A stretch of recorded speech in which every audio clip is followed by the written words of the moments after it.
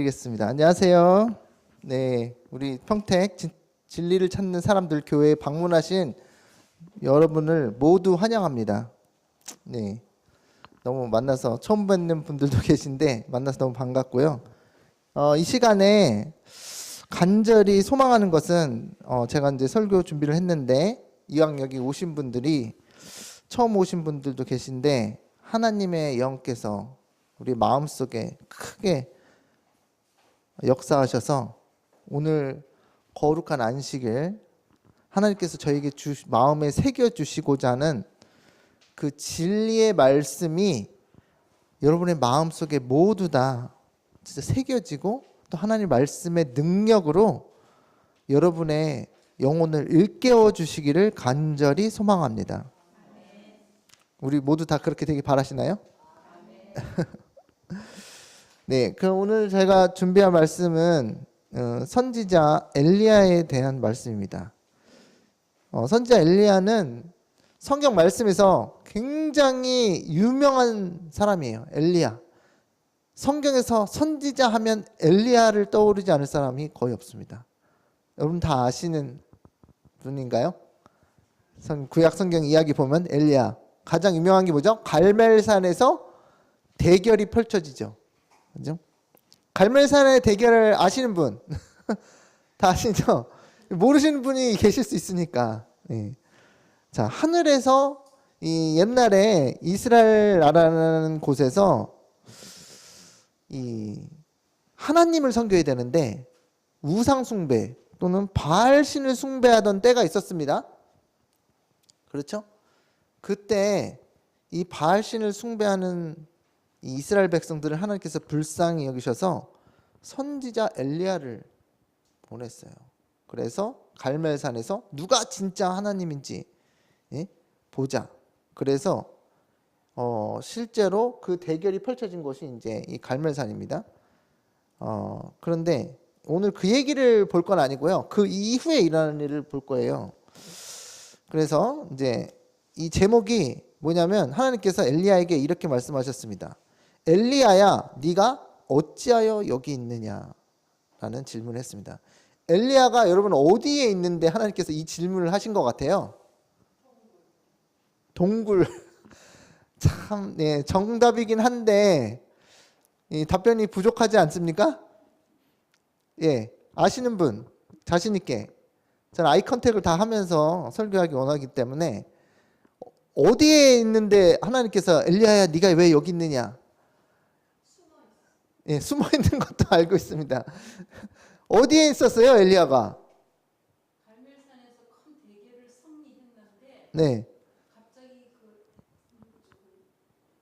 이세벨의 네. 그 여인의 말 한마디에 무서워 도망을 예. 쳐서 네.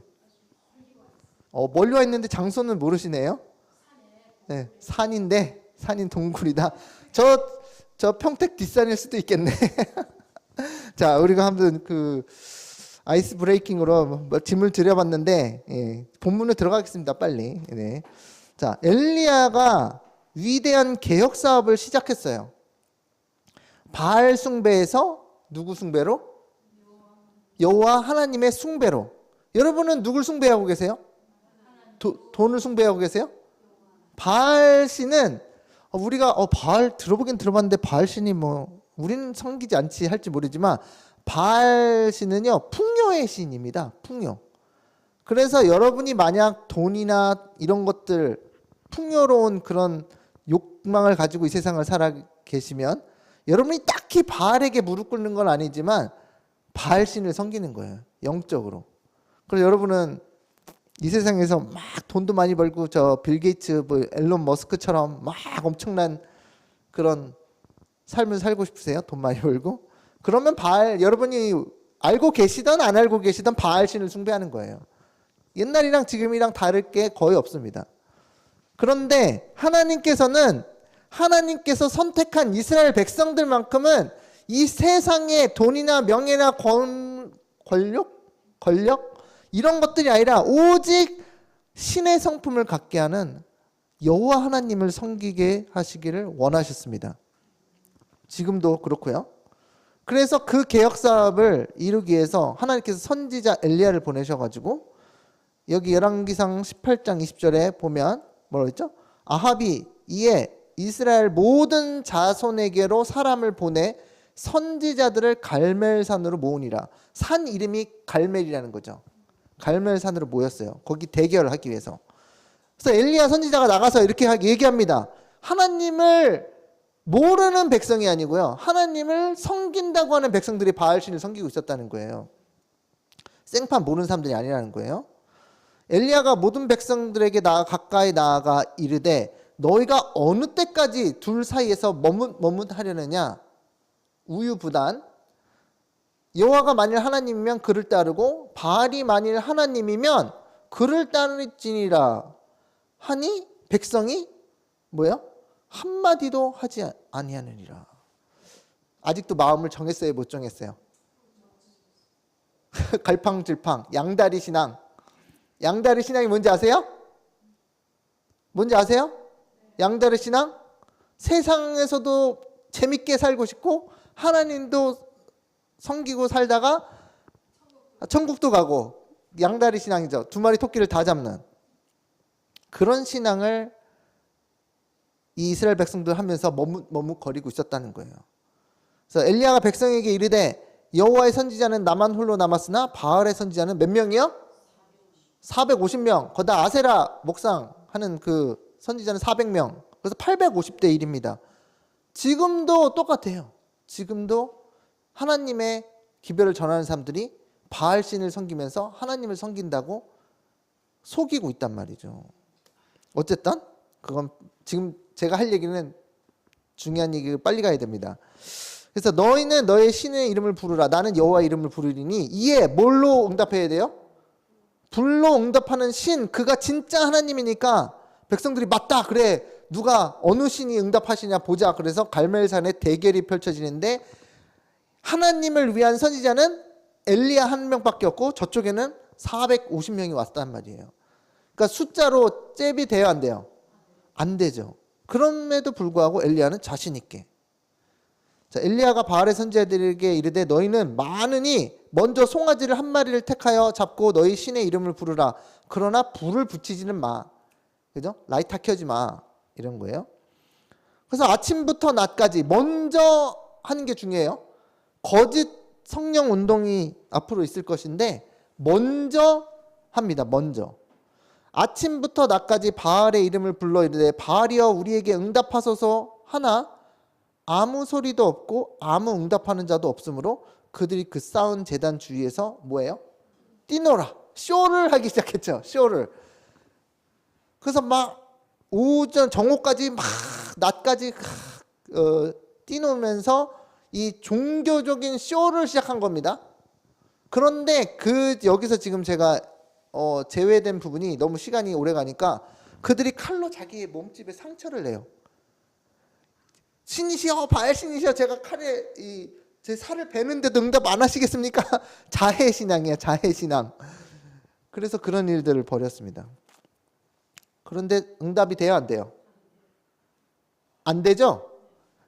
그래서 거짓 하나님께서 막으셨어요. 열왕기상 18장 30절에 보니까 엘리야가 모든 백성을 향하여 이르되 내게로 가까이 오라. 백성이 다 그에게 가까이 가매 그가 어떤 일을 하는지를 잘 보세요. 무너진 여호와의 제단을 수축하되. 근데 어떻게 수축하냐면 31절이 중요해요. 야곱의 아들들이 있는데 아들들이 몇 명 있어요? 야곱이 12명. 12지파의 수요를 따라 엘리야가 돌을 몇 개? 12개를 취하니 이 야곱은 옛적에 여호와의 말씀이 임하여 이르시기를 내 이름을 이스라엘이라 하리라 하신 자더라. 그래서 제단을 수축하고 그 위에 불이 내려야 된단 말이에요.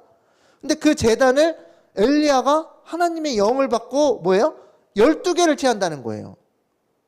그래서 그 제단 위에다 12개의 돌을 쌓는데 그 한 돌 한 돌 하나가 야곱의 아들 12지파를 상징하는 돌이 딱 제단에 쌓입니다.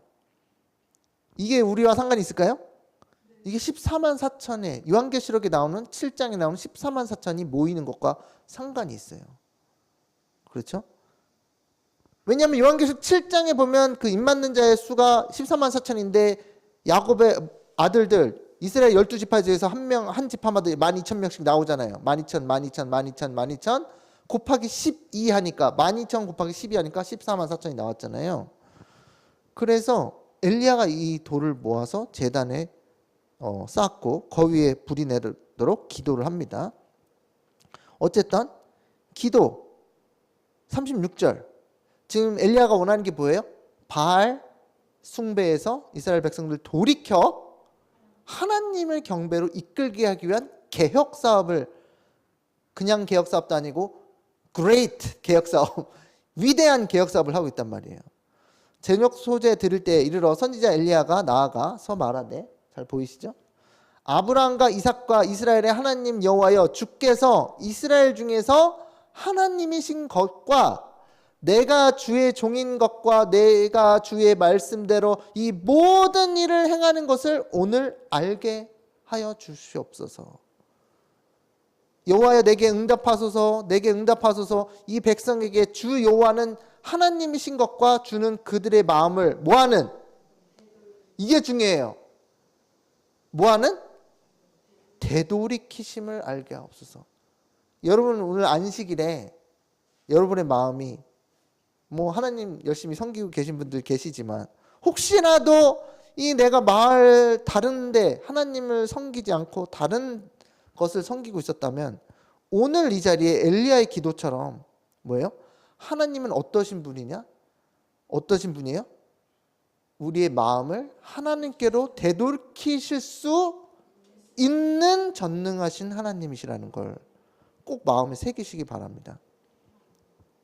오늘 이 안식일에 여러분의 마음이 하나님의 성령의 역사로 인하여 여러분의 마음이 되돌이켜져서 오직 만군의 여호와 하나님을 경배하는 진정한 이스라엘 백성이 되기를 바랍니다. 그래서 기도했어요. 그죠? 그러니까 18장 38절에 이에 여호와의 뭐가 내려요? 불이 내려서 번제물과 나무와 돌과 흙을 태우고 또 도랑의 물을 핥은지라. 그래서 불이 탁 내려와요. 그러니까 사람들이 와 놀랄까요 안 놀랄까요? 놀래가지고 뭐라 그랬어요? 이게 모든 백성이 보고 엎드려 말하되 여호와 그는 하나님이시로다. 여호와 그는 하나님이시로다 하니. 백성들이 머뭇머뭇 거렸었죠? 바알이 하나님인지 창조주 하나님이 내 하나님인지 나도 헷갈려. 머뭇 거리다가 하늘에서 뭐가 내려오니까? 불이 내려오니까. 여러분 우리 시대에는 이런 일이 안 생길까요? 여러분 우리 시대에도 이런 기회를 주실 겁니다. 네. 그래서 우리는 그런 기회를 다른 사람들에게 알리기 위해서 이런 하나님 말씀을 공부하고 하나님께 예배를 드리고 하나님께 탄원을 드리고 있는 중입니다. 여기서 이제 재미있는 게 뭐냐면 엘리야의 이름이요. 그의 그 선지자의 사역의 그 사역을 대표하는 이름이에요. 다시 말해서 예수님께서 십자가에 달리실 때 뭐라고 하셨죠? 엘리 라마 사박다니 그렇게 하셨죠? 근데 그게 뭐야? 엘리가 뭐야? 나의 하나님이란 뜻이잖아요. 근데 엘리가 나의 하나님은 야는 뭐냐면 야훼예요. 여호와를 한국에서는 여호와 하나님이라고 그러잖아요. 근데 그 야가 야훼를 상징합니다. 그래서 엘리야는 나의 하나님은 여호와시다 이런 뜻이에요. 선지자 엘리야의 이름 자체에 뭐가 있어요? 그 사명이 녹아 있어요. 다시 말해서 여기서 뭐라고 그래요? 백성들이 엘리야가 하늘에서 불이 내려오도록 기도하니까 하나님께서 불을 내리시니까 백성들이 뭐라고 그래요? 엘리야 엘리야 이렇게 말한 거예요. 엘리 나의 하나님은 여호와시다. 엘리야가 그걸 뭐 한 거예요? 보여준 거예요. 제대로 보여줬나요? 백성들이 다 엎드렸어요. 이런 날이 옵니다. 예. 18장 40절 엘리야가 그들에게 이르되 바알의 선지자를 잡되 누가 졌어요? 450명이 졌잖아요. 대결에서 그들 중 하나도 도망가지 못하게 하라 하매 곧 잡은지라 엘리야가 그들을 기손 시내로 내려다가 거기서 어떻게 해요? 죽이니라. 여러분 이 삼중 세력이 그 요한계시록에 보면은 용, 짐승, 거짓 선지자가 있는데 여기서 지금 누가 잡혔어요? 바알의 선지자는 거짓 선지자거든요. 거짓 선지자가 맨 먼저 죽습니다. 거짓 선지자가 맨 먼저 죽어요. 마지막 때도 똑같습니다. 그 다음에 용과 짐승을 상징하는 아합과 이세벨은 나중에 죽습니다. 나중에. 근데 어쨌든 거짓 선지자를 하나님께서 벌하시는 이유가 있죠. 백성들을 속이니까 문제예요. 아니 자기 혼자 안 믿으면 안 믿었지 다른 사람까지 속여가지고 거짓으로 속여가지고 하나님을 잘못 믿게 하고 바알신을 숭배하게 하면 그 죄가 커요 안 커요? 자기나 안 믿고 망하지 다른 사람까지 거짓으로 속여가지고. 그래서 거짓 선지자를 하나님께서 제일 먼저 치십니다. 그래서 어쨌든 이러한 역사가 일어났고, 자 엘리야가 아합 왕에게 이르되 올라가서 먹고 마시소서 큰 비 소리가 있나이다. 뭐가 내려요? 소낙비가 내려. 소낙비가 마지막 때에 있을 늦은 비 성령의 소낙비처럼 소낙비가 내려오면서 지금 위대한 개혁 사업이 이 스타트를 한 거예요. 테이프를 딱 끄는 거예요. 이제 시작된 거예요. 그러니까 여러분은 지금 생각하기에 하늘에서 불이 내려왔으니까 사람들이 열심히 하나님을 섬기겠지라고 생각할 수 있잖아요. 그래서 위대한 개혁 사업이 이제 이 테이프를 스타팅 테이프 뭐라 그러지? 이 테이프를 뭐라 그러지? 예? 그 회사 뭐 시작할 때 그 테이프 끊잖아요. 그 어쨌든 개혁 사업이 시작되는 거잖아요. 그런데 엘리야가 그것을 알리는 신호탄으로 왕이시여 가서 이제 비가 큰 비가 내릴 겁니다. 근데 이게 비가 중요할까요? 안 중요할까요? 자, 그 전에 혹시 모르신 분들 계셔서 그런데 이 전에 이 갈멜산의 대결 전에는 이스라엘 땅에 3년 반 동안 비가 안 내렸어요. 여러분 우리나라에서 3년 반 동안 비가 안 내리면 어떻게 될까요? 여러분 직장 다니는 게 문제, 월급 받는 게 문제가 아니에요. 다 굶어 죽어요. 다 굶어 죽는다니까. 여러분이 아무리 돈을 많이 벌어도 뭐예요? 음식이 없는데 비가 안 내리면 농작물이 돼요? 농작물이 돼요? 안 되죠. 그것도 1년이면 괜찮아. 뭐 대충 하수구에 뭐 저거 뚫어가지고 대공, 소공 뭐 하수물 저게 뭐라 그래 그 지하수 뚫어가지고 물 주면 되잖아요. 3년 동안이면 다 말라버려요. 3년 동안. 그러니까 엘리야는 지금 3년 반 동안 기근 후에 나타나서 너희들에게 이걸 보여줄게. 그리고 너희가 이제 회개하면 하나님께로 돌아오면 너희가 하나님께서 보상으로 너희에게 비를 주시겠다.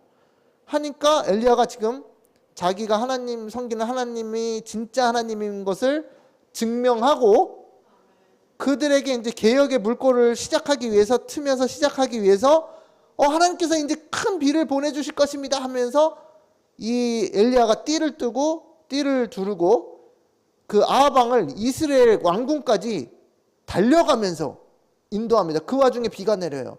그러니까 아합 왕은 와 맞아. 뭐가 맞아요? 아 맞아 내가 여태까지 잘못 살았어.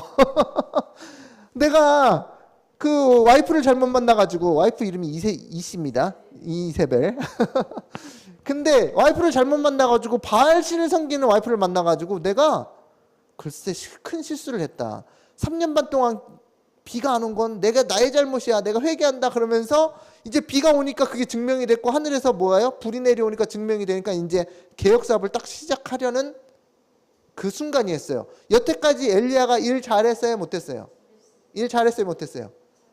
굉장히 잘했죠. 자, 이 상황에서 자 넘어가겠습니다.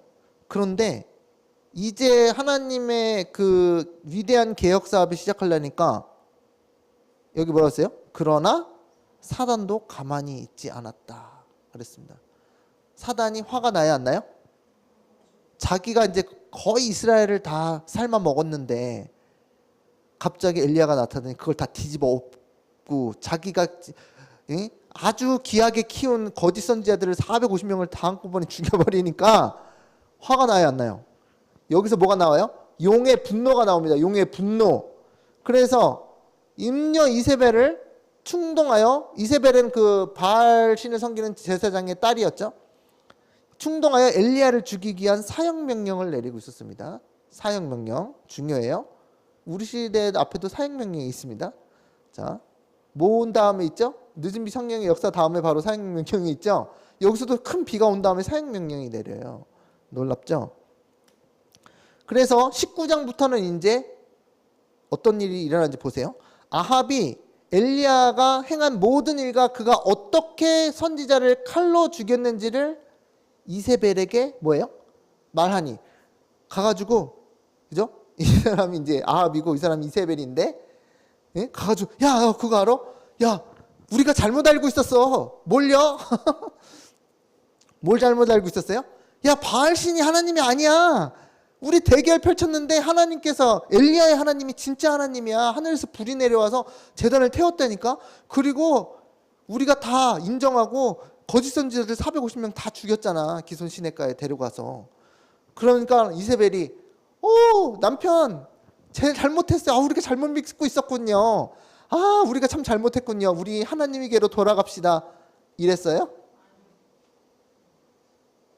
이게 희한하게도 정말 놀라운 게 뭐냐면 하늘에서 불이 내려와서 살아계신 참 하나님을 섬길 수 있는 올바른 선택을 할 수 있는 기회가 주어졌는데도 불구하고 여전히 고집을 피우고 여전히 악한 마음을 가지고 그 일을 한 놈을 내가 죽여야 되겠어 하는 사람이 있었는데 그 사람의 이름이 이자로 시작해요. 누구예요? 이세벨이. 이거 지금 약간 흉악하게 나왔죠? 사실은 뭐 진짜 뭐 좀 좀 더 이거보다 아주 뭐 광명한 천사처럼 생겼을지도 몰라요.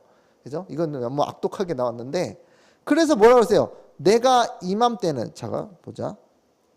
여기 이세벨이 사신을 엘리야에게 보내어 이르되 내가 내일 이맘때에는 반드시 너의 생명을 엘리야의 생명을 저 사람들 중 한 사람의 생명과 같게 하리라. 그렇게 하지 아니하면 신들이 내게 벌 위에 벌을 내림이 마땅하니라 할지라. 그러니까 지금 하나님을 숭배로 돌아와야 되는데 하여튼 이세벨은 여자니까 여자의 마음을 제가 모르니까 이해를 못 하겠어요. 여러분 이해 가세요? 이해 가세요?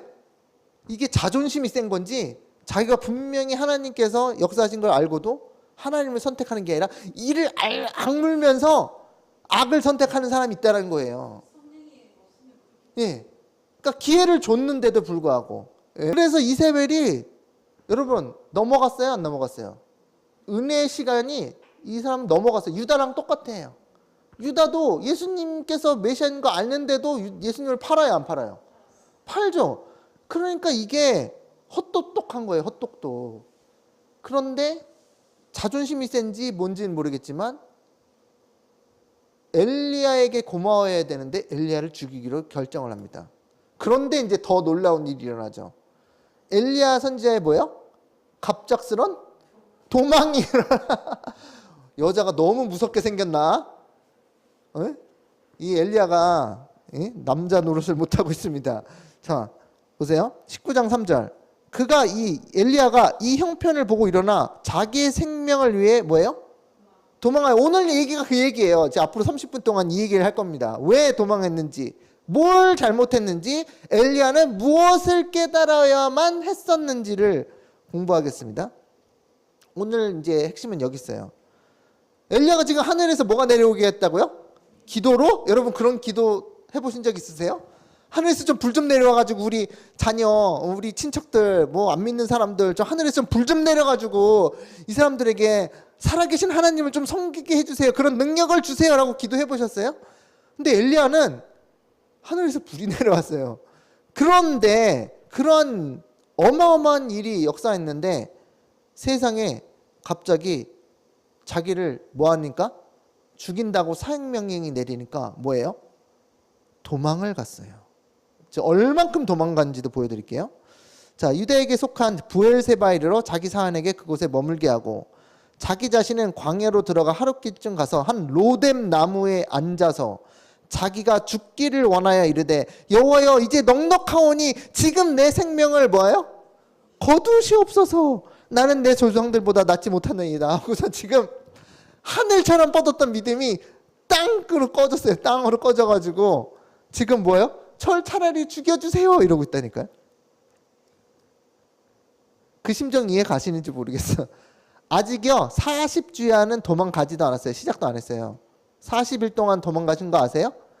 아직 스타트도 안 끊었어요. 근데 이제 벌써 지쳐가지고 이제 차라리 죽여주세요 그랬다니까요. 근데 하나님께서 이 엘리야가 죽어야 돼요? 살아야 돼요? 반드시 살아야 돼요.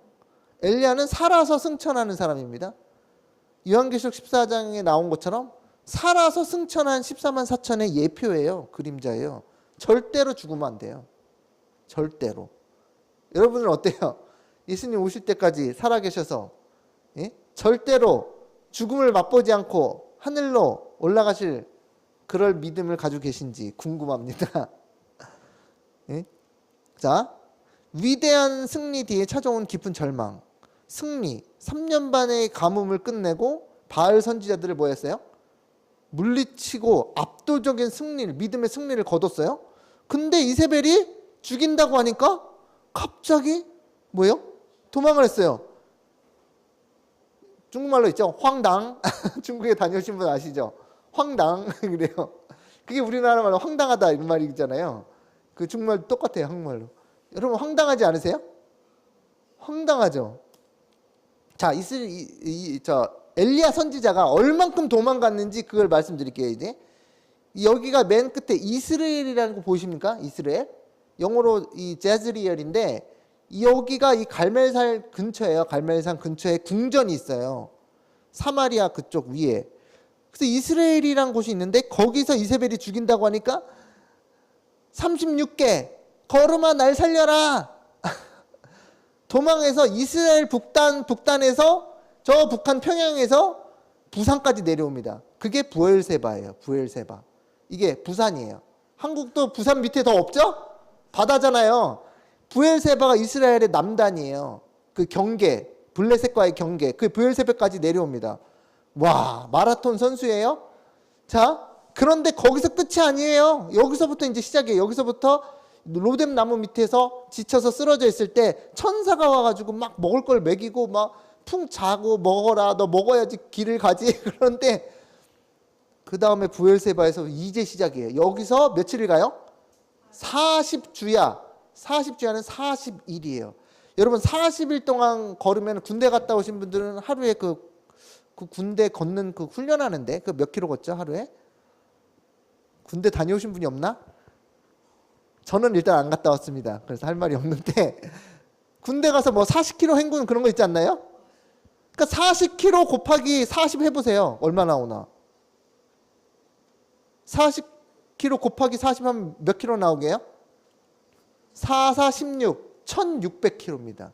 근데 엘리야가 뭐 30km 갖다 치고 한 1000km 이상이에요. 그래도 부엘세바에서 시작해가지고 1000km 이상 도망을 가요. 40일 동안. 와, 대단해. 그래서 여기 아라비아 반도에 이 지금도 현재 여기 존재하는 산이 아직도 있어요. 거기 호렙산이라고 있습니다. 호렙산이 시내산 옆에 있어요. 시내산이라고도 하고 그러는데 시내산의 또 다른 이름이 호렙산이라고도 합니다. 그런데 그 호렙산에 동굴이 있거든요. 거기까지 도망옵니다.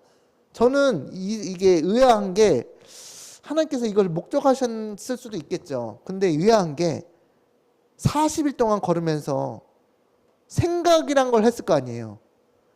그러면 야, 내가 얼마 전에 하늘에서 불이 내리려고 기도를 했는데 그래서 불이 내려왔는데 내가 조금 믿음 없이 너무 도망가는 거 아닌가 하는 생각을 한 번이라도 안 했을까가 궁금해. 저는 왜냐하면 40일 동안 도망갔거든요. 그래서 여기까지 내려옵니다. 멀리 갔어요? 안 갔어요? 아라비아 반도까지 갔다니까요. 지도상으로. 여러분 1000km 이상 걸어가 보면 어떻게 될까요? 발이 퉁퉁 부을 텐데.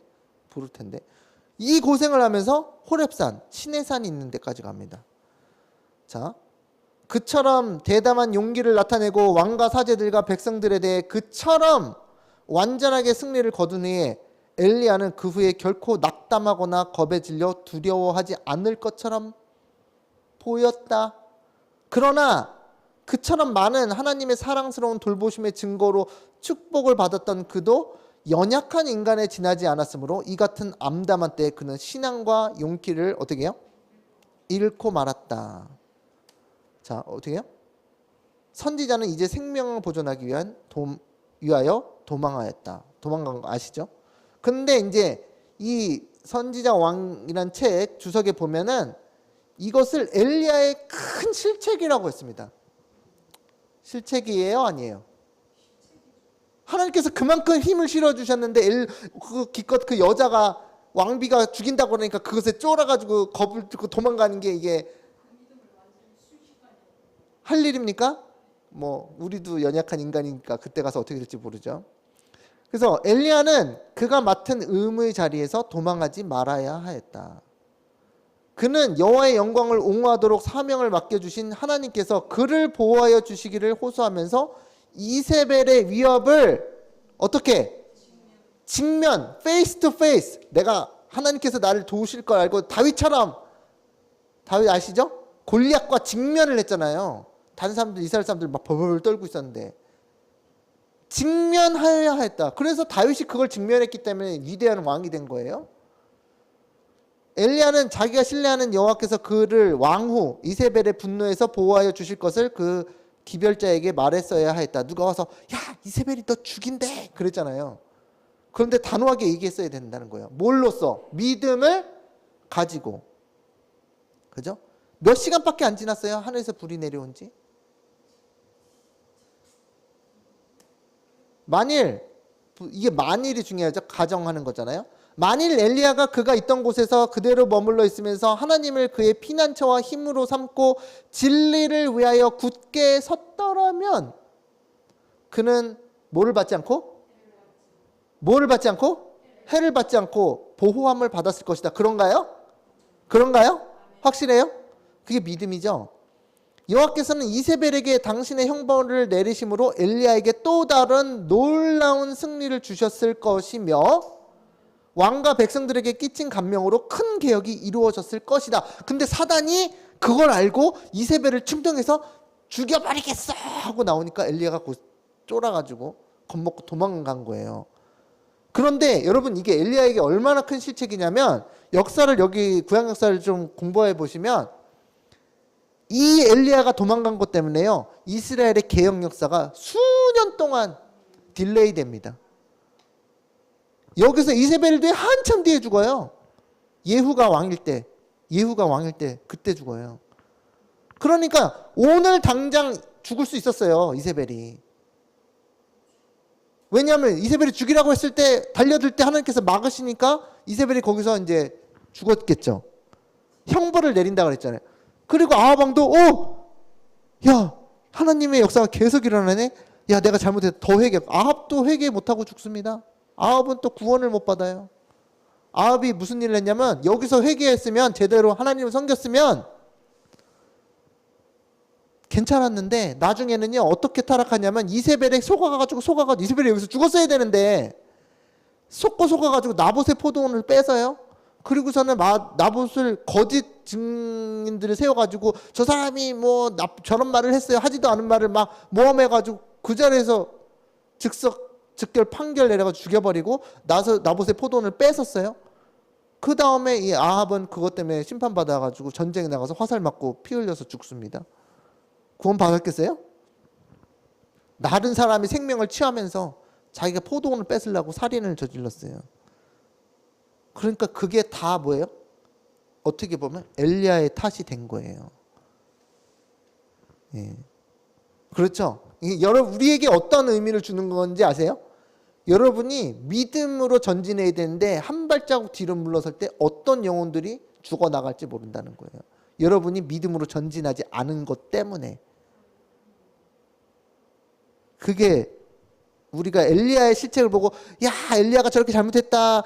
야 엘리야 나쁜 놈이었네. 이게 아니라 엘리야의 큰 실책을 통해서 우리에게 주는 교훈이 우리가 믿음으로 전진해야지 믿음으로 한보 물러나갈 때마다 죽어나가는 영혼이 있고 딜레이 되는 개혁 사업이 있다는 거예요. 그렇죠? 자 여기서부터 질문이 나옵니다. 열왕기상 19장 9절 엘리야가 그 굴에 들어가 호렙산 거기서 머물더니 여호와의 말씀이 그에게 임하여 이르시되 엘리야야 네가 어찌하여 여기 있느냐 Why are you here? 그죠? 그러니까 엘리야가 뭐라 그래요? 여기서 엘리야가 이렇게 대답한 게 또 중요합니다. 그가 대답하되 내가 만군의 하나님 여호와께 열심히 유별하오니 이는 이스라엘 자손이 주의 언약을 버리고 주의 제단을 헐며 칼로 주의 선지자를 죽였으며며 오직 누가 남았어요? 나만 남았어요. 그러니까 내가 죽으면 되겠어요? 엘리야는 또 여기서 뭘 얘기했냐면 나 혼자밖에 안 남았어요. 그랬어요. 근데 나 혼자 남았는데 그들이 내 생명을 찾아 죽이려고 그런다니까요. 그럼 나 죽으면 이제 누가 어디 있어요? 이제 이스라엘 망했지. 이런 것도 들어왔어요. 그죠? 엘리야야 네가 어찌하여 여기 있느냐. 자, 하나님께서는 당신의 신이 많은 종을 신이 많은 종 얼마나 신이 있으면 하늘에서 불이 내려오게 했겠어요? 종을 만나 엘리야야 네가 어찌하여 여기 있느냐고 질문하셨다. 뭐라고 그랬어요? 나는 너를 어디로 보냈다? 그릿 시냇가로 보냈고 그 후에는 사렙다 과부에게 보냈다? 나는 네가 이스라엘로 돌아가 갈멜산에서 우생 숭배자의 사제들 앞에 서도록 명령하였다? 너 그래서 잘했잖아. 그래서 너가 기도하니까 내가 하늘에서 불을 내렸잖아. 나는 너를 능력으로 띠띠워 왕의 마차를 이스라엘 성문으로 인도하게 하였다? 너 하라는 대로 잘했어. 그러나 누가 너를 이처럼 급히 광야로 도망하게 했느냐? 내가 너에게 얘기했니? 광야로 가라고? 호렙산으로 컴백 40일 가라고 얘기했니? 너는 무슨 사명을 띠고 여기에 와 있느냐? 책망이에요, 아니에요? 뼈가 아파요, 안 아파요? 뼈 아픈 책망. 오늘 제가 드린 말씀은 엘리야가 잘한 것을 핵심으로 하는 게 아니라 엘리야가 실책한 것을 보고 우리가 무엇을 깨달아야 되는지. 여기서부터 이제 클라이맥스입니다. 아직도 많이 가야 되는데 엘리야가 전적으로 읽어볼까요? 시작. 엘리야가 전적으로 하나님을 의지하는 것을 배우기까지는 바알 숭배에 빠진 자들을 위한 그의 사업을 완성할 수 없었다. 여기까지. 그러면 무슨 말이에요? 하늘에서 불을 내려오게 한 엘리야가 하나님을 전적으로 의지하는 믿음이 없었다는 걸 얘기하고 있네요. 전적으로 완전히. 그럼 엘리야가 14만 4천의 표상이라 그랬죠? 그럼 여러분은 어때요? 여러분은 하나님을 어떻게 10%? 20%? 아니면 1% 의지하는 거요? 14만 4천도 똑같이 여러분들에게도 100% 전적으로 의지하는 것을 배우기 전까지는 뭐가 완성이 안 돼요. 구속 사업이 완성이 된다고요?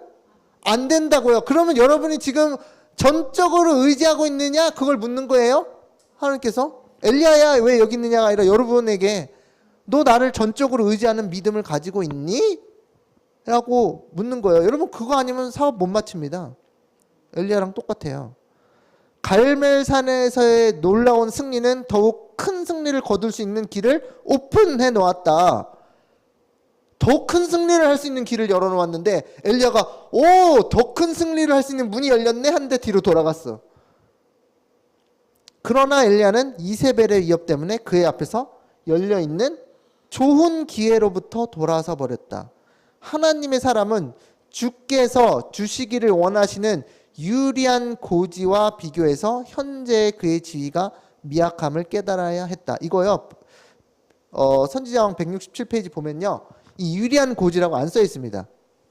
근데 제가 영어 원문을 보니까 영어로 빈티지 그라운드라고 돼 있어요. 빈티지 그라운드. 근데 이게 유리한 고지라는 뜻이 있어요. 그러니까 여러분은 이제 군대 안 다녀오신 분들은 잘 모르시겠지만 산 꼭대기에서 성벽을 쌓고 싸우는 군대와 산 밑에서 화살을 이렇게 착착 쏘면서 싸우는 군대와 누가 유리할까요? 군대 안 다녀오셔도 잘하시네요. 압도적으로 유리합니다. 압도적으로. 그렇죠? 거기서 뭐 돌을 떨어뜨리든지 뭐 뜨거운 물을 끓여가지고 그렇게 했는데 이게 그러니까 유리한 고지를 점령하고 있는 게 그 전쟁에서 승리의 필수적인 요소예요. 그런데 여기서 지금 하는 그 말씀이 뭐냐면 엘리야가 유리한 고지를 가지고 있지 않았다는 거예요. 그런데 그의 지위가 그의 위치가 뭐예요? 미약했다는 거, 저 밑에 있다는 거예요. 그래서 이걸 보니까 나에게도 해당이 되는 말씀인데 나는 하나님께서 우리가 이 사단과의 영적인 전쟁에서 승리하기를 바라시죠? 뭐 100번 중에 한 50번 승리하기를 바라세요? 아니면 100전 100승하기 바라세요? 그러면 여러분이 그걸 어떻게 100전 100승할 수 있지? 그게 아니라 여러분이 차지하기를 바라시는 그 유리한 고지를 하나님께서 주시려고 하는 거예요. 거기서 싸워야지 무조건 100전 100승하기 때문에. 그런데 엘리야가 그것을 가지고 있었다고요? No. 위대한 일을 행하긴 했지만 유리한 고지를 점령하고 있지 않았기 때문에 엘리야에게 뼈아픈 실책이 있었고 그것에 대한 뼈아픈 책망과 교훈이 주어지는 겁니다. 여러분은 우리의 위치가 어때요? 지위가 미약해요? 유리한 고지를 가지고 있어요? 예? 어때요? 생각해 보시기 바랍니다. 자, 유리한 고지, 빈티지 그라운드라고 영적으로 승리하고 낙심과 절망을 이겨내며 유리한 고지가 무슨 의미냐? 하나님과 함께 더 높은 곳에 서서 신성한 힘을 하나님의 능력을 소유하는 상태가 유리한 고지라는 거예요. 중요합니다. 엘리야는 잃어버렸던 유리한 고지를 반드시 되찾아야 된다. 그게 뭐냐? 궁금하죠? 예, 점점점 이제 달립니다. 엘리야는 갈멜산에서 일어난 이적으로부터 많은 것을 기대하였었다. 엘리야가 이제 착각한 거를 보여드릴게요. 자, 엘리야는 성미가 좀 급했습니다. 뒤에 나오는데 성미가 어땠다고요? 엘리야가요? 성미가 어땠다고요? 급했어요. 그런데 엘리야는 갈멜산에서 일어난 이적으로도 많은 것을 기대했어요. 내가 기도해서 하늘에서 뭐가 내려왔어요? 불이 내려왔어요. 그러니까 이제 백성들이 다 엎드려 또. 그리고 거짓선지자들 450명 다 죽였어요. 이제부터 뭐다? 끝났다. 끝났어요? 안 끝났어요? 끝났다. 이제 모든 백성들이 다 회개하고 하나님께서 다 돌아왔다. 그래서 이제 주구장창 이제 개혁 사업으로 달리기만 하면 되겠다. 그래서 이스라엘 궁전까지 달려갔죠. 띠뛰고. 그는 이 하나님의 능력이 나타난 이후에는 이세벨이 더 이상 아합의 마음에 영향을 주지 못할 것이며 온 이스라엘 나라에는 신속한 개혁이 일어나기를 바랬다. 그런데 그렇게 바랬는데, 그죠? 그리고 또 어떻게 했어요? 갈멜산 꼭대기에서 음식도 먹지 못하고 하루 종일 수고했어. 밥도 안 먹고 하나님의 일을 했어요. 하늘에서 불이 내려오게. 그래서 이제 비도 내리고 진짜 어마어마한 과정을 거치면서 이제 개혁 사업이 이제 거의 다 끝났다. 이제 모든 사람이 받아들이겠지? 아니, 웬걸?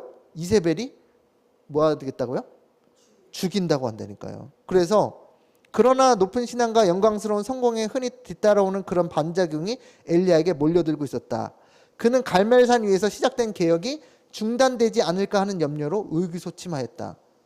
그는 비스가산 꼭대기까지 높임을 받았으나 이제 그는 골짜기에 떨어져 있었다. 그가 전능하신 하나님의 영감을 받고 있을 때는 가장 혹독한 신앙의 시련을 견딜 수 있었으나 그의 귀에 울리는 이세벨의 위협과 이 약한 여인의 음모를 통하여 나타나는 사단의 계속적인 영향력으로 인해 실망한 이때 그는 하나님을 의지하는데 실패하였다. 그는 갈멜산 위에서 시작된 개혁이 중단되지 않을까 하는 염려로 의기소침하였다. 그죠? 여기 아까 전에 읽었고요.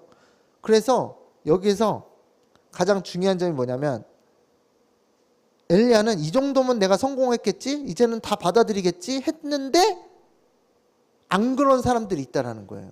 안 그런 사람들. 그래서 잠깐 이거는 지금 넘어가겠습니다. 자, 여기서 보면 그래서 엘리야에게 주어지는 교훈이 이겁니다. 유명한 말씀이죠, 이거. 말씀이죠? 열왕기상 19장 11절에 여호와께서 이르시되 너는 나가서 여호와 앞에서 산에 서라 하시더니 여호와께서 지나가시는데 여호와 앞에 크고 강한 뭐가 있어요? 첫 번째 뭐예요? 바람.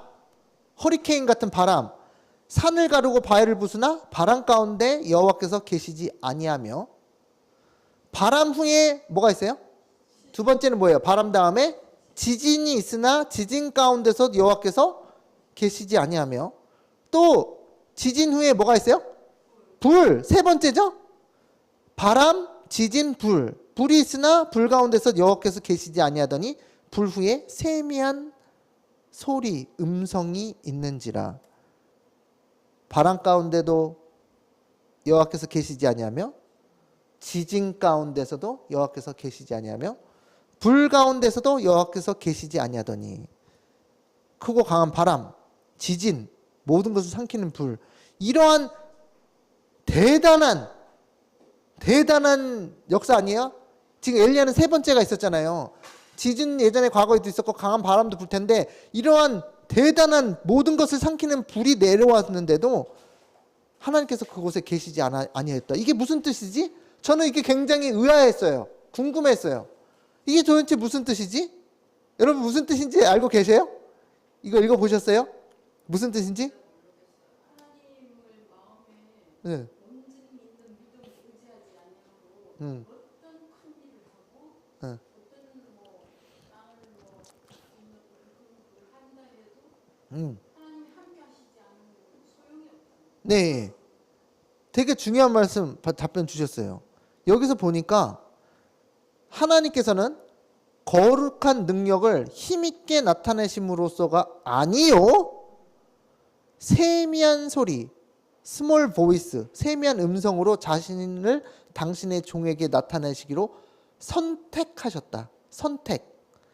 하나님께서는 하나님께서는 목적을 가지고 계세요. 그게 뭘까요? 여러분의 영혼의 구원이죠. 그런데 여러분 자세히 말하면 여러분의 마음이 하나님의 말씀으로 움직여야 돼요. 하나님의 말씀을 들으면 하나님의 말씀이 여러분 마음속에 탁 안착을 해가지고 그 말씀의 능력으로 여러분의 마음 움직여서 하나님께 충성하고자 하는 마음이 결심이 일어나야 돼요. 맞나요? 그게 하나님의 목적인데 하나님께서는 당신의 목적을 가장 성공적으로 성취시키는 것은 언제나 최대의 시위 운동을 하는 것만이 아님을 엘리야에게 가르치고자 하셨다. 그러니까 엘리야가 하늘에서 불 내리게 한 거는 뭐예요? 최대의 위대한 시위 운동이었죠. 엘리야는 그걸로 될 거라고 생각했던 거예요. 근데 그게 성공을 가져올 수도 있어요. 그래서 여기 뭐라면 언제나 always를 썼어. 항상 하나님의 목적을 가장 완전하게 성공시키는 것은 꼭 그거는 아니다라고 얘기하는 거예요. 그런데 뭐냐? 그럼 뭐가 성공시키지? 엘리야가 여호와의 계시를 기다린 동안 폭풍이 휘몰아치고 번개불이 번쩍이고 삼키는 불이 휩쓸고 지나갔으나 그 모든 것 가운데 하나님이 계시지 아니하셨다. 엘리야의 뭐요? 급한 성미. 엘리야가 급하다 그랬죠. 성격이 가라앉고 그의 정신은 부드럽게 되고 억제되었다. 그는 다 같이 읽어볼까요? 시작. 이제 하나님을 조용히 신뢰하고 굳게 의지하면 이 어려운 때에 필요한 도움을 받을 수 있으리라는 것을 알았다. 깨달았다. 갈멜산에서 불이 내려왔죠? 성격이 뭐예요? 화려하고 압도적이야. 사람들에게 백성들이 꼬꾸라졌다니까요. 여러분 그러면 끝난 줄 알죠? 여러분 자녀 키우실 때 그러지 않아요? 어렸을 때는 부모님 말을 잘 들어야 안 들어요? 엄마 아버지의 권위로 그냥 애들이 그냥 꼬꾸라지죠. 예? 아빠가 큰 소리 하면 막 벌벌 떨면서 막 탁 이러죠. 요즘엔 그러지 않는 분들이 많으니까 그러죠. 그런데 그것은 압도적으로 굴복할지 몰라도 내면적인 변화는 일으키지 못한다는 거예요. 아이들이 그렇지 않아요? 그냥 굴복할지언정. 그래서 지금 하늘에서 불이 내려왔을 때 이스라엘 백성들이 다 엎드려가지고 여호와 그는 하나님이시로다, 여호와 그는 하나님이시로다 하고 다 굴복했죠. 그런데 그게 내면적 변화는 일으키지 않는다는 거예요. 거대한 불 앞에 무서워서 떨면서 엎드렸을 뿐이지. 엘리야는 그걸로 된 줄 알았던 거예요. 결과 적들의 일시적 굴복이 오죠. 압도적인 하나님의 능력 때문에. 그래서 지금 하늘에서 불이 내려와서 여러분 앞에 쏟아질지라도 여러분이 무서워서 무릎 꿇고 굴복할지언정 마음은 안 변해요. 그게 그거예요. 이 얘기예요. 마음은 내가 변하진 않아. 압도적으로 굴복당할 뿐이지. 그러니까 하나님께서 그걸 원하신다는 게 아니죠. 다 굴복시킬 수 있는데 그게 원하는 게 아니라는 거예요. 하나님께서는. 하나님의 능력의 현상. 하늘에서 불이 내려오는 하나님의 능력의 현상이에요. 현상. 자, 호렙산에서 세미한 소리가 들렸죠? 이게 실체예요. 실체. 하나님의 능력의 실체. 맞나요? 고요함, 내면적, 성령의 부드러운 감화. 결과 상한 영혼의 근본적 회복과 마음으로 우러나오는 굴복이 나와요. 강제로 하는 게 아니라. 그리고 그것이 하나님의 능력의 본질이에요. 우리의 마음을 조용히 변화시키는. 그죠? 누가 윽박 지른다고 해서 내 마음 변화되는 게 아니고, 전도도 마찬가지입니다. 전도도 항상 뭐 위대하게 성대한 전도회를 차려놓고 사람들에게 막 해박한 지식을 막 전달하고 이렇게 해서 그들이 하나님께 마음을 오픈하는 게 아니라는 거예요. 그렇게 될 수도 있어요. 그런데 그게 가장 성공적인 건 아니라는 거예요. 여러분 영혼들이죠? 죄를 깨닫고 회개하도록 하는 것은 항상 가장 해박한 하나님의 진리를 드러냄으로 되는 것이 아니다. 사람들의 마음을 감동시키는 것은 웅변이나 아주 놀라운 웅변이나 바울이 저기 어디 갔어요? 아레바오고 광장에 웅변이나 그리스 사람들이 좋아하는 지식, 지혜, 논리가 아니요. 성령의 아름다운 감화로 말미암는 것이다. 여러분의 마음에 뭐요? 영어로 sweet influences 그랬습니다. sweet은 뭐예요? 감미로운, 굳이 번역하자면 감미로운 성령의 영향력이 있어요. 그것이 우리의 마음을 예수님께서 나를 위해 사랑하셔서 감미로워요, 안 감미로워요? 십자가에 죽으셨구나. 예수님께서 나를 사랑하시고 나의 죄를 위해서 피를 흘리셨구나. 그 감미로운 하나님의 영의 역사가 우리의 마음을 울컥하게 하고 우리의 마음을 하나님께 마음을 열도록 하는 가장 큰 영향력을 가졌다는 거예요. 성령의 감화는 조용하고 분명하게 성품을 어떻게 해요? 변화시키고 향상시킨다. 하나님의 성령의 세미한 목소리가 마음을 변화시키는 능력을 가졌다. 그래서 엘리야가 불 하나 내렸으니까 이제부터 너희들 하나님 다 섬겨? 그게 아니고 이제부터 시작인 거예요. 그들이 하나님에게 관심을 갖고 그들에게 마음에 조용히 임하시는 성령의 감미로운 감화력을 인내를 가지고 하루아침에 돼야 안 돼요. 인내를 가지고 꾸준하게 그 영향력을 끼쳐야 하는 사역이었던 거예요. 근데 그거를 그 중요한 개혁 사업의 그 일을 앞두고 이세벨이 죽인다고 하니까 도망을 가버린 거예요. 여호와께서 열왕기상 19장 15절 여호와께서 그에게 이르시되 너는 내 길을 돌이켜 광야를 통하여 다메섹에 가서 이르거든 하사엘에게 기름을 부어 아람의 왕이 되게 하고 너는 님시 아들 예후에게 기름을 부어 이스라엘의 왕이 되게 하고 또 아벨 무홀라 사밧의 아들 누구에게? 엘리사에게 기름을 부어 너를 대신하여 선지자가 되게 하라. 엘리야의 직분이 넘어갔어요. 큰 실수 딱 저지르니까 엘리야의 직분이 넘어갔어요. 그 위대한 엘리야도 선지자도 하나님께서 주시고자 하는 교훈을 올바로 깨닫지 못하면 그 직책이 날아가는 겁니다. 여러분 그거 아시죠? 모세가 가나안 땅에 들어갔어요? 못 들어갔어요? 살아서? 못 들어갔죠? 왜요? 큰 실수를 했죠? 큰 실수를. 모세가 어떤 사람이에요? 모세 오경을 쓴 사람이에요.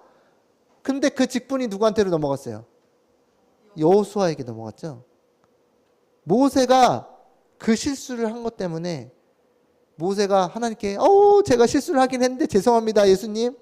제가 그래도 가나안 땅을 한번 보고 싶으니까 보게 해주세요. 살아서 건너서. 예수님이 그렇지 너 나를 위해서 얼마나 충성이니 내가 그거를 눈 감고 딱 감고 봐줄게 그러셨어요? 아니.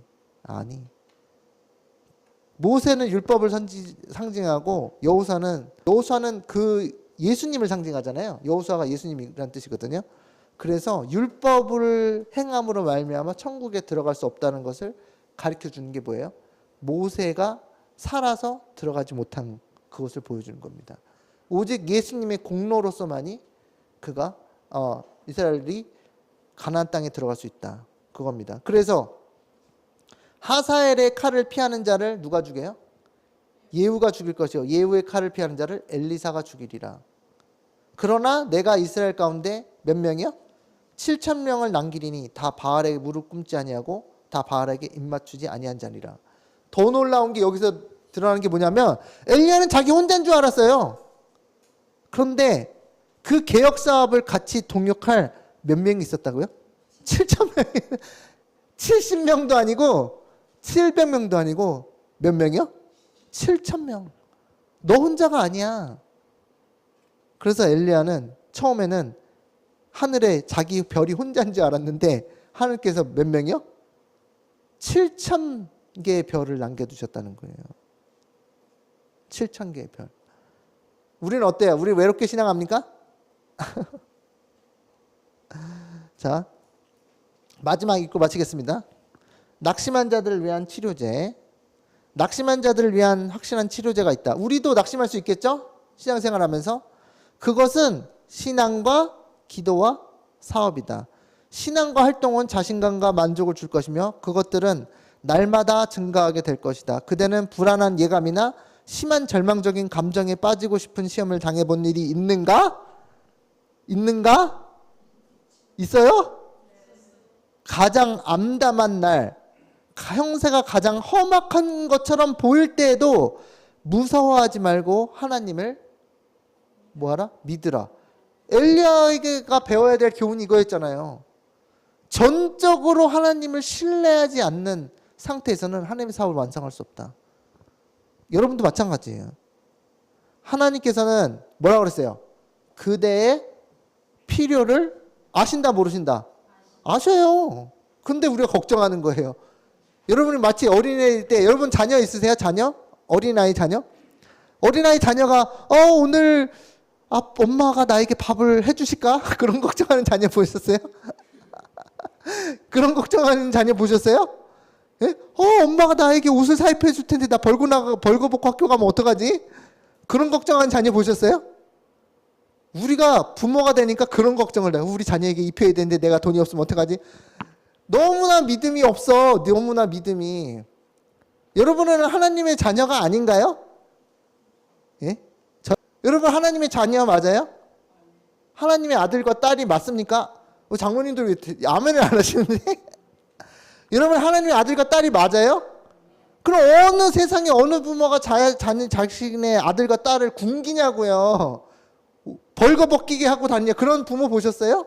지금 정신병 나간 사람들 그런 있을 수 있는데 그런데 죄인들도 하물며 자기 자녀들에게 다 챙겨주는데 선하고 선하신 하나님 여호와께서 그분의 자녀들을 가만히 냅두시겠냐 이거죠. 믿음이 너무 없죠? 그죠? 여러분이 자녀가 잘못해도 자녀 아니에요? 그죠? 자녀가 잘못하면 넌 내 자식 아니다고 법부터 쫓겨내나요? 아니면 그들을 타일러서 교육시키려고 하나요? 그러니까 우리가 조금 잘못할 수 있는데 그건 잘한다는 건 아니고 하나님께서는 그대의 필요를 아신다 모르신다? 아신다. 그분은 뭐예요? 다시 읽어볼까요? 시작. 그분은 전능하신 분이시다. 그분의 무한하신 사랑과 동정심은 결코 지치지 아니한다. 하나님께서 당신의 약속을 성취하는데 실패하지는 않을까 하고 염려하라? 염려하지 말라. 하나님은 영원한 진리시다. 하나님께서는 당신의 충실한 종들에게 그들의 필요를 채울 정도의 능력을 내려주실 것이다. 전적으로 가장 암담한 때, 가장 어려운 때, 가장 시련의 때 하나님을 전적으로 의지할 수 있는 믿음이 지금 개발되어야 해야지 마지막 때 짐승의 표 환난 때 믿음으로 설 수가 있는 거예요. 그래서 오늘 엘리야의 실책을 통해서 엘리야가 믿음으로 40주야 발자국을 물러섰을 때 어마어마한 손해가 있었습니다. 하나님의 사업에. 그죠? 믿음으로 한 발자국, 두 발자국 물러난 정도가 아니라 믿음의 40주야의 발자국을 뒤로 물러갔다고요. 40주야 하면 40일. 그죠? 여러분이 하루하루 믿음으로 전제하지 않고 퇴보를 하면 그만한 뭐가 있어요? 손해가 막심합니다. 그래서 전적으로 하나님을 신뢰하시고 조용히 세미한 음성, 이게 중요하죠? 기도하셔가지고 세미한 음성을 듣게 되면요, 여러분이 양심의 음성으로 다가옵니다. 그걸 듣게 되면요, 여러분은 매일매일 들을 수 있고 천국은 따놓은 당상이에요. 그렇게 되면. 그렇다고 확정 짓는 건 아니지만 매일매일 하나님의 음성, 양심에 울리는 하나님의 음성, 내가 하나님을 열심히 믿어야 되는데 내가 너무 세상을 좋아하고 살지 않았나? 나의 우상이 너무 많지 않나? 그런 양심의 소리에 둔감해하지 마시고 예민하게 받아들여서 예수님의 요구에 순종하실 때 여러분은 매일매일 하나님께서 임하시는 놀라운 성령의 역사를 체험하시면서 하늘나라로 가는 길을 믿음으로 가게 되시는 겁니다. 그러한 신앙을 사시게 되시길 바랍니다. 또 오늘 마치기 전에 예수님께서 저에게 여러분의 각자의 마음에 세미한 음성으로 정말 예수님의 감미로운 영향력으로 저희가 모두 온 마음으로 예수님을, 하나님 아버지를 앞에 순종하며 예수님의 재림을 준비하시길 바라면서 말씀을 마치도록 하겠습니다.